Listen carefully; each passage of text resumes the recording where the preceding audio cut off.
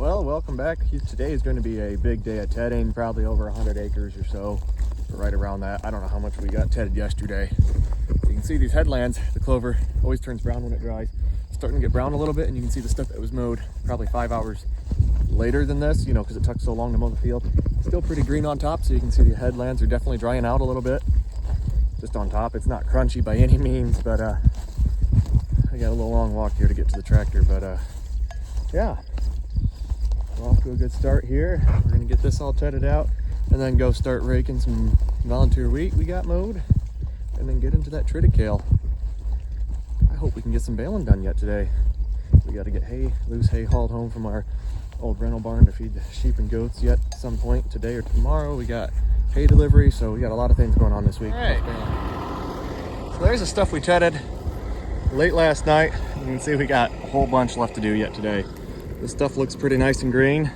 It's not browning out like the headlands are. I think this will dry down really good. It's spread out really nice. There's some clumps here and there, but nothing like it is in the windrow, obviously. So I figure we talk a little bit about what we're doing here. I'm no expert. What I know about tedding comes from talking to people, reading comment sections, and reading the manual on this tedder. We're going about 6.4 mile an hour with it at 460, 470 RPMs. It's spreading it out pretty nice. We may lower those RPMs as the day goes on if it seems like it's getting away from me as far as getting too dry. But right now, I'm not too worried about it. Stuff's plenty wet. So we're gonna keep running it at 460, 470 RPM, somewhere in there. But if we feel the need to change that, we will. Right now, I'm really happy with how it's looking. We're doing about 2 rows, we are doing 2 rows with each pass, and that's 2 rows out of my 19-foot cut. So I don't know, I have overlap of maybe a foot when I mow, so just call it whatever. 36 feet is roughly how much hay we're tedding, but this tedder is only 33 feet wide, but obviously the windrowers with the shields on it, whatever you want to call it, they put the windrow narrower than what the wheelbase is, so yeah, this does beautifully, picking up 2 swaths out of that 19-foot mower of mine. Really happy with that. And just so we don't pinch drive lines or anything on our headlands, we are skipping every other row, and we'll just kind of come back and work our way back in this direction once we get to the end of, I'll probably section it off here, the edge of that woods there, and then I'll work my way back this way, and then we'll do another section over there. Then do our headlands, and then do the little corner field, and then this will be done. But yeah, that's kind of what we're working with here. It's spreading out beautifully. I'm really happy with how it's going. This looks nice. I think this will dry down just really nice. Big thing here is I just want consistent dry down. I don't want wet spots in my bales. Obviously, that's number one. That's the biggest priority. But also, the bale's going to be very consistent throughout rather than having variations of leaf quality or color. If you've ever seen small square bales on like raked hay, where the top kind of bleaches out. And I'm not saying this will completely avoid that in all conditions, but maybe it'll avoid it in some. That you'll have like part of the slab will be like white or bleached out, if you will, yellow, and then green, yellow, green, kind of. You'll see that striping in the bale. So hopefully this will give us a really consistent. So when it's ready to go, we're not really waiting on the bottom of the windrows then to rake. We're just gonna rake it when it's fit to rake, and everything will be consistent throughout. And I'm sure I'll be proven wrong on what I'm saying there. A good chance, you know, with how wet things have been. Ground moisture might affect the bottom of the windrows a little bit. And we still might see some of that, and in clover, the whole thing kind of turns brown anyhow, but in alfalfa, where the inside of the windrow may stay green, the outside will bleach. We may notice that a little bit if we have ground moisture become an issue once it's raked, because you can't really, at least not here, rake right ahead of the mower, or right ahead of the baler, sorry. On legumes like clover and alfalfa, you'll have a lot more leaf shatter. Even with the rotary rakes, I don't like touching it when it's anything too wet or anything too dry, so it's just kind of always tinkering around and trying to figure out the best system. Now that we're tedding, it might change how I do my raking. I guess we're just going to kind of play it by ear and learn as we go. And right now, I'm really happy with how things are going. Well, we're at the point where I'm done with a good portion of the field, I guess. And it's only been maybe an hour and a half or so. But I'm at where my wife was mowing. You can see all the rows are a lot smaller this way and closer together. So we're at the end of 19-foot rows, and we're on to the 13-foot. You can see one big row there on the edge of the tedder, and then 2 small ones. I think we'll easily be able to pick up 3 of the 13 footers. We've got 2 more passes to finish up the rest of the 19 footers. Yeah, it looks like my wife had a little issue there. That stuff's over knee high. That's a big pile. We'll have to ease into that one. Ooh, look at that. Oh.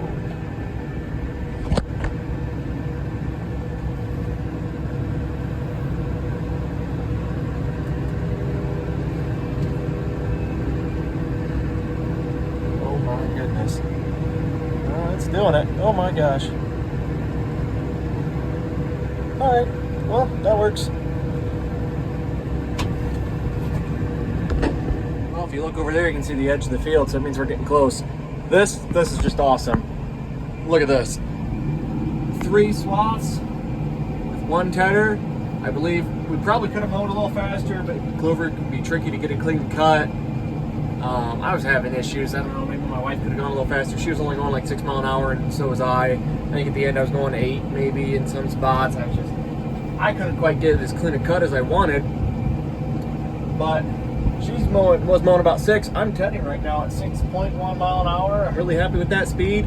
So I'm tedding about the same speed she mowed. And obviously I'm doing 3 swaths, so I'm able to ted 3 times faster than what we used to be able to mow hay with. I guess we still mow hay with that mower as to help out and keep it as a backup, but it's not our primary mower anymore. But that 13-foot center pivot mower was our main mower for the last couple years, and right now we're tedding 3 times faster than we can mow, which is just, I'm glad I bought this. This is just really exciting. This thing was a big jump. But sometimes, you know, it's better to pay once, cry once, I guess, and get it done. And I guess we'll see if we get through the whole season and how we like it. But so far, I'm really loving this Vermeer tedder we got here. It's an 8 basket. I got to check teeth on it. It does sometimes windrow a little bit off the left side of it. But right now, it's spreading really nice, and I think a lot of that might just be how it feeds into the rotors. If it's straddling the windrow, or if the rotors are taking it right in. And right now, it's just a beautiful clean mat right behind it, exactly how you want it to be. So this is just perfect. This is really cool. Well, this is the last part of the big field. Still have that little 1.5 acres left to ted. Everything else is tedded out. See the big field there kind of across the ditch.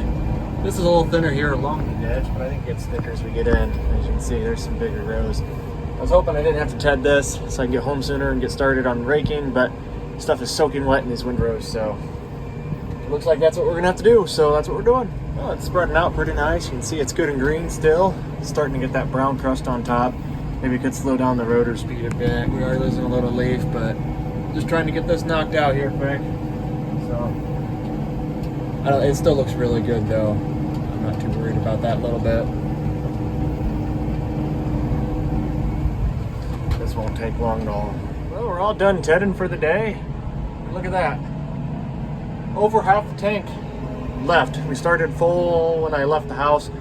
Probably be over 25 miles of driving and 180 plus acres of tedding, and not even half the tank burned. So I do like that. This tractor is pretty nice for that. Well, tedding's done. Time to hop in this tractor here, go out and start raking. Hopefully we'll be able to get that tractor out in the fields baling some triticale tonight. I'm not hopeful of that. I'm hoping we can get that on the round baler at least and bale up some wheat.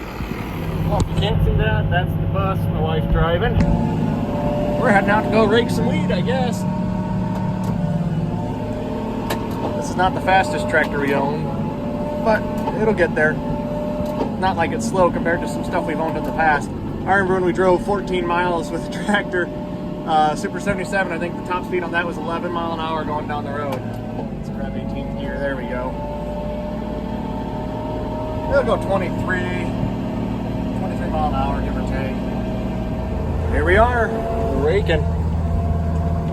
It doesn't look very pretty. So I farm, just me and my wife.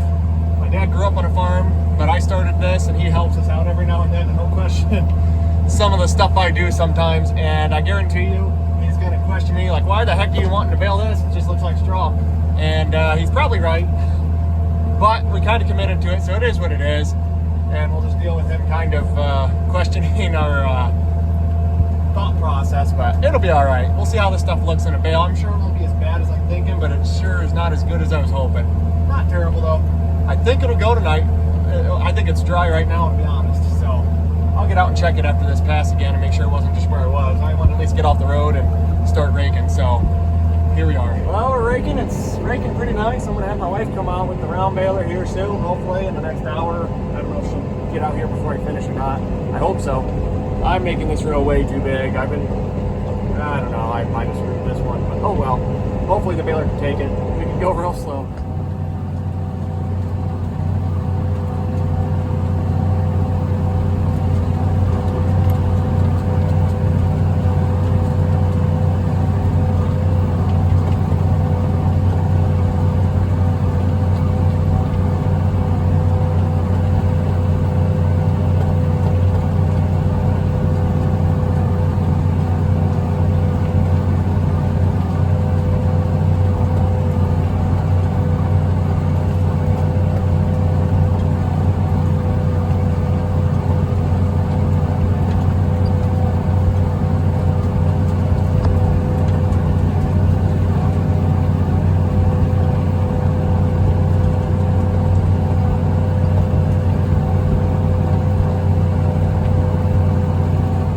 First little issue of the day, pretty minor.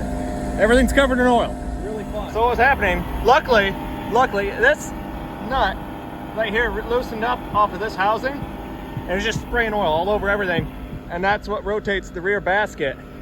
And yeah, you can see that whole tire soaked. This tire soaked. I just rotated it, and I don't see it spraying out. I thought it was broken at first because I'm like, oh shoot, this was loose, you know. It's still kind of loose.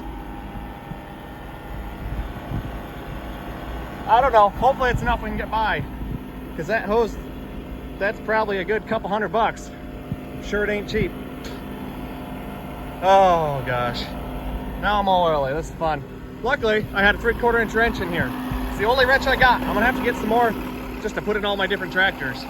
I hope we didn't lose too much oil though. Well, raking hay has just got to be one of my favorite tasks to do, and today is no different than any other time I've raked hay. It's just a lot of fun, especially now that we're tending hay.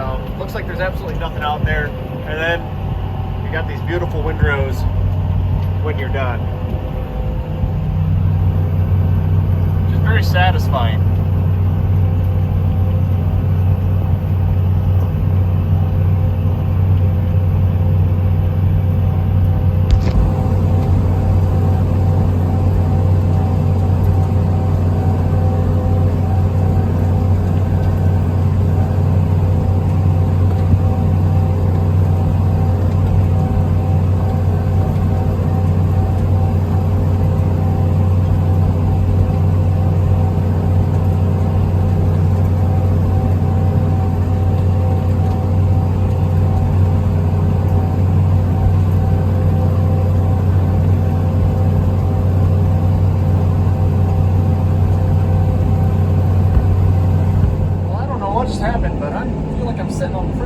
Tractor, the seat just went all the way down.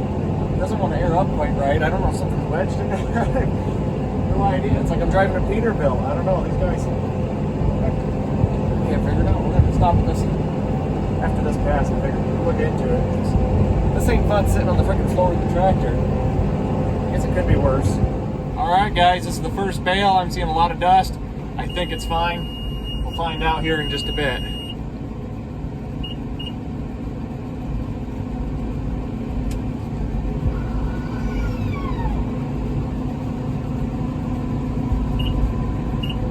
Check it here. And looks like we have a, what you call it, off. I need to free up one of those bale size. There's a thing that goes in the plunger. We'll look at that. Right there's the problem. You should free it up, I think. Looks like our first bale, we're averaging like 15 to 17%, so I'd say we're gonna run it. Luke's in his little power wheels over there. He didn't want to give that up, so he brought it to the field. I'm happy with it.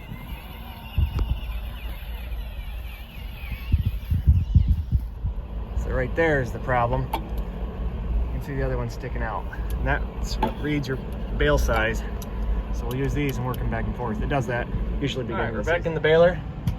It shows our tailgate shut, which it is, and now these two are even because I pulled that tap back out where it is. It's still really stiff and it's not returning. So after this bale, it'll stay showing that that side's full. So then it's hard to make even shaped bales. You're just kind of guessing. So we'll have to, when I get back to this end, probably hit it with some oil, grab some oil out of the truck and oil it up. But this is really nice having air conditioning in the round bale. These are those massive windrows I accidentally raked way too big, but it's handling it just fine. I'm just gonna take it easy because I really don't feel like unplugging this thing, but it doesn't seem like it would be an issue if I was going a little faster. But we're just gonna putz along here and take it in nice and slow. Ignore that lopsided bale. This one looks really nice. The color's honestly not half bad. It's a pretty solid bale. Density's pretty nice. Still having issues with this one sensor. I thought I had it freed up. It's not wanting to come back out. There it goes. See that? So you need to just work it back and forth and oil it, and I already did, but apparently not enough. But I'll be honest, this is just absolutely amazing what we're doing here today. I still remember, and it wasn't that long ago, this spring we did some custom round baling already in March for some corn stalks for a gentleman. With that old white 2105 we had. No air conditioning, had a little fan that you sat on the dash. Windows open to keep you from dying of heat. Because no blower or fan, no air conditioning, no nothing. The dust is just circulating in the cab. It's loud. If you watch that video of baling corn stalks in the spring, I know someone commented maybe they couldn't hear me or the audio sucked. Well, it did, because I was in a cab, basically all the windows open, and I was yelling. I don't know how much picked up in the phone, but no, this is just absolutely awesome. I got air conditioning. It's not just dusty and miserable. It's comfortable. This CVT, everything about this is just, oh my gosh, chef's kiss. It's beautiful. It's enjoyable, and I really like it. Oop. Thought we had a bale there.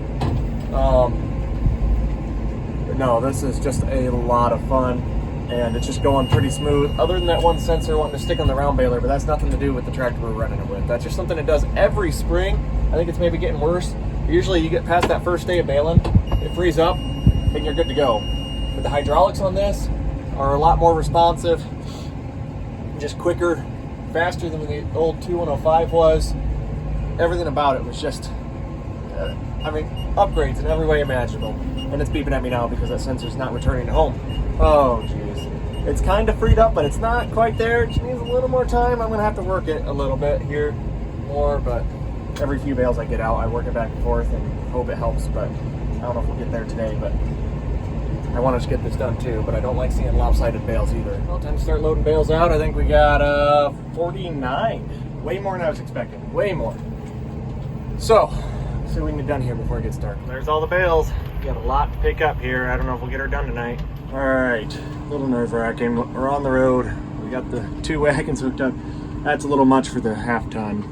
The tires on this are pretty darn dry rotted, so I just hope we make it home in one piece without any blowouts. Oh my dad's gonna follow me back because it's getting to be about sunset, so.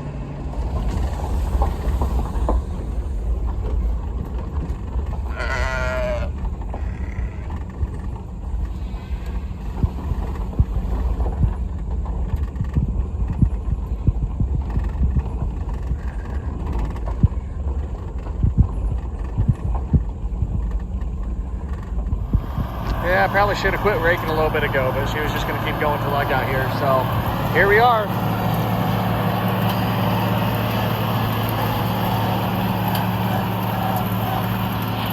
Making some nice looking windrows.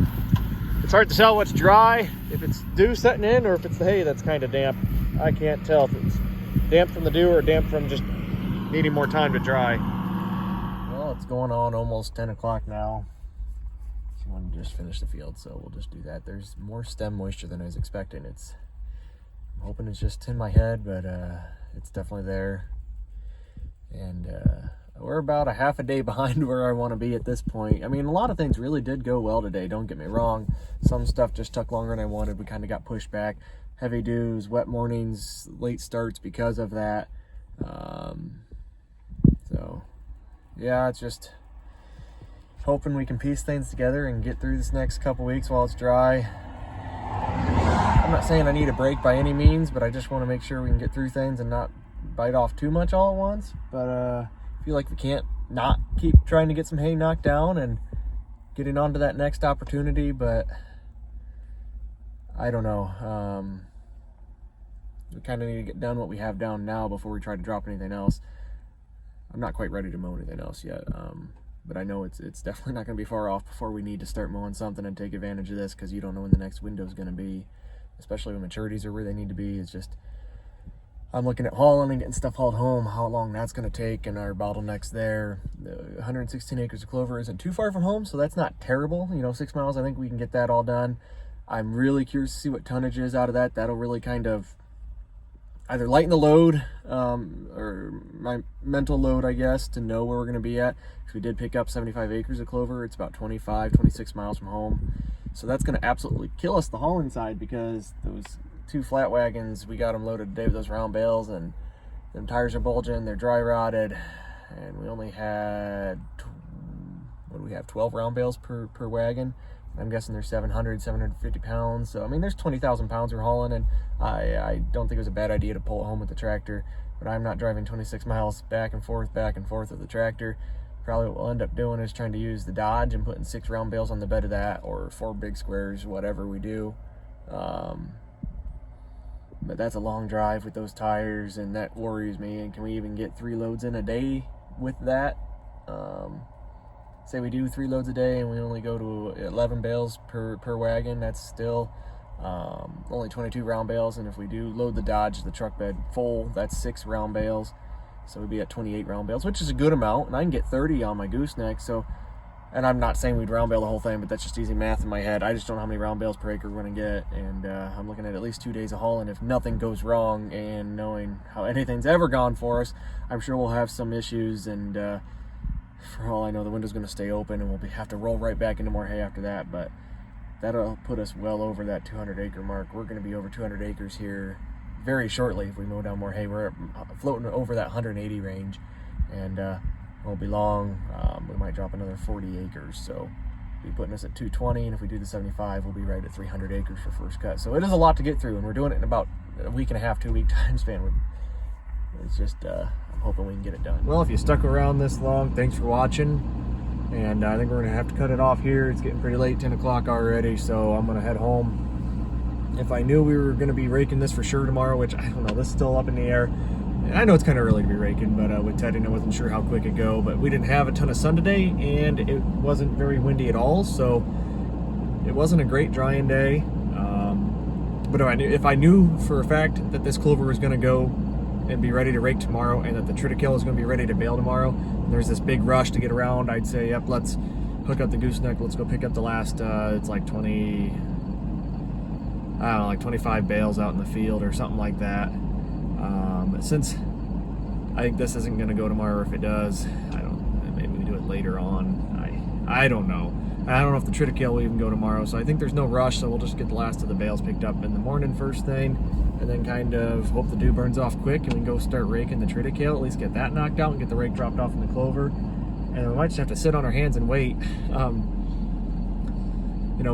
which would suck, because if I knew how much stuff was going to yield and I knew how quick things were going to dry down, and I had, a few hours, if we had to wait a few hours for triticale to dry, it's like, absolutely, I'll go mow down the 18 acres of grass at the home place. But since none of this stuff is hardly baled at all, except 26 acres of volunteer wheat, and I don't know what tonnage is going to be like or how tied up we're going to be trying to haul this stuff home, I'm really not quite ready to bury ourselves with more work.